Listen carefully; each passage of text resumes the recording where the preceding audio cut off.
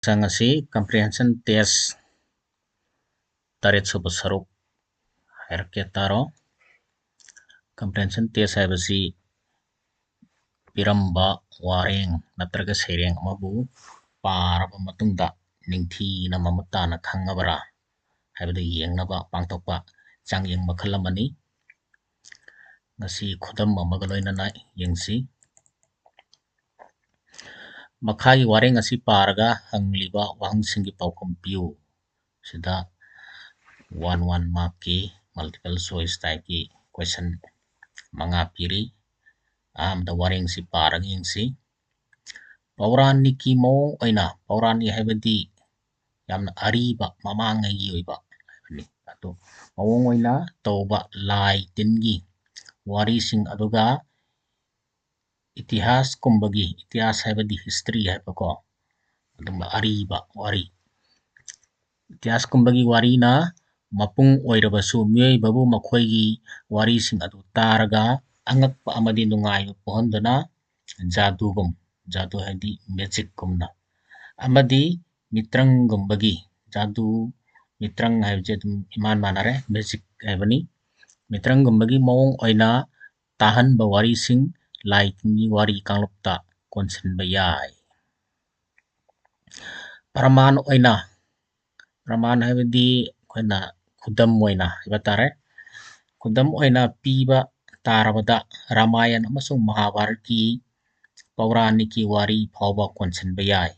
ngasai lai tingi wari haibasida khudam oina ramayan mahabharat su asida khudam oina piba yai konsinba yai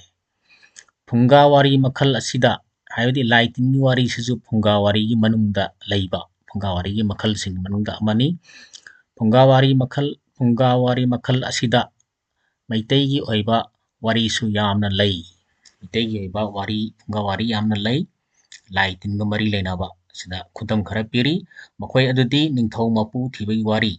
mathangda nongban pambil wawai wari mathangda maidingo khagem bagi sana haktakta pandit mangana uchek onduna paikhibagi wari mathangda langgol lukhoina langgol lairembi phaduna mata loi oina lokhibagi wari aduga hingsa bagi wari asina chingba kaya asi makhal asigi phunga wari ni haina lawba yai haidi phunga wari gi manungda leiba laitingi wari haibasida saigi manipuri oina leiba khudam mayamje haiba wari mayamje su masi chanba yai haiba aji wahang laukhalaga yengasi ahan wahangda wari sing adu taraga angakpa amadi nungai pohanduna jadugum amadi mitranggumbagi mawong oina tahanba wari sing kari kanglupta konsinba yai ahanba option da jadugi wari kanglupta konsinba yai anisubada laitingi wari kanglupta konsinba yai ahumsubada mitrangi wari kanglupta konsinba yai sidaida masi wareng jing matung na yengsi wari sing adu taraga angakpa amadi nungai pohanba jadugum amadi mitrang gumbagi mawong oina tahanba wari sing laitingi wari kanglupta konsinba yai laitingi wari da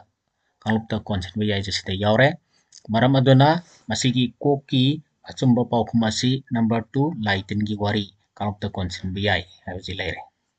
mathangi ani suba question samgi ramayana amasung mahabharat ki paurani wari karamba wari kanglupta chanbage ahanba option da jadugi wari kanglupta di ani subada laitingi wari kanglupta ahumsubada mitrangi wari kanglupta chali sida piriba wareng jing matukna wari sing adu taraga angakpa amadi nungai pohon duna jadugum amadi mitranggumagi mawong oina tahanba wari sing laitingi wari kanglupta konsinba yai masigi praman oina piba tarabada ramayana amasung mahabharat ki pauranik ki wari phawba konsinba yai jasida yaure maram aduna haiba samgi achumba paukhumji number 2 sida lere laitingi wari kanglupta konsinba yai mathang ahum suba wahang laida laitingi wari asi karamba wari kanglupta chanbagi amok laitingi wari ji karamba kanglupta changen hairi sida ahamada phunga wari kanglupta chali ani subada थाजा वारी कांगलुक चलली अहम सुबदा मथक की अनिमक अमत्त नत्ते न हाइरी मसी वारेंग जिगी मतुंग इना फुंगा वारी मखल असिदा मसाई लाइटिन की वारी जे लाइटिंग वारी जी फुंगा वारी मखल असिदा मैतै की एबो वारी सु यामना लई असिदा हाइरी अदुगा लोइनाना सिदी मैतै की वारी मयामा मतंग मतंग मतंग पीग्रा मतुंगदा असिना चिंगबा कया असि मखल असिगी फुंगा वारी नी हाइना लौबो याय हाइदी लाइटिन की वारी सिजु फुंगा वारी मखल अमने अदुइदी मसिगी अचुंबा पाउखुमजे मसाइगी अहानबा फुंगा वारी की कांगलुक्ता हाइबजे मसिना अचुंबा वरे मथंगी मरी सुबह क्वेश्चन मिट फुंगावारी की खुदम मैतै की वई बा फुंगावारी सिदा मयाम पीग्रे को सिदा फुंगावारी मखल असिदा मैतै की ओइबा वारी सु यामना लई मखोय अदुदी सिदा निंगथौ मपु थीबगी वारी नोंबान पंबी लोआवी वारी मैदिंगो खागेमगी सना हक्तक पंडित मंगाना उचेक वंदना पाइखी वारी असिना चिंग खुदम मयाम पीरा लेरेको सिदा आन ऑप्शन जिदा निंगथौ मपु थीबे वारी सिजु सही खुदम द यावरे अते अनीसुबा नोंबान पंबी लोआवी वारी मसिजु खुदम द यावरे अदुएदी अहम सुबा जिना कई हाइबा मथक की अनिमक सुम्मी अदुएदी मिट की अचुम पाउखम जी नंबर 3 मथक की अनिमक सुम्मी हाबजिना ओए मथंगी अरोइबा क्वेश्चन मथक की वारेंग असिगी चानाबा मिंगथोन करमबनो पीबा वारेंग जिगी चानाबा मिंगथोल जे टाइटल जी करी नोय स्ती जी फुंगा वारी मखल असिदा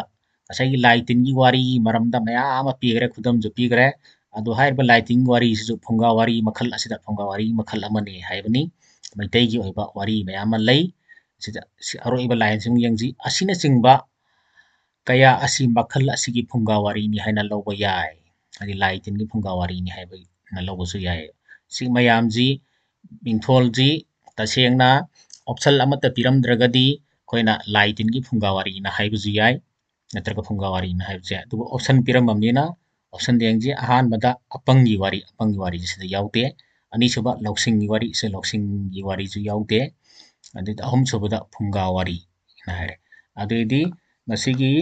अचुंबा पाउखमजी नंबर 3 फुंगावारी हाइबजी ओइरनी मसिगी वारेंग असिगी अपन बा पाउखम सिदा लेरे कोकिना 2 समगी 2 लाइगी 1 मिट की 3 पागी जो 3 लेरे असमना पिरम नि वारेंग असि निंगथीना ममुताना पारगा वांगसिंग अदो खमलबा मतमदा एग्जाम दा मपुंग फाबा मार्क फंगबो ngamgani thank you for watching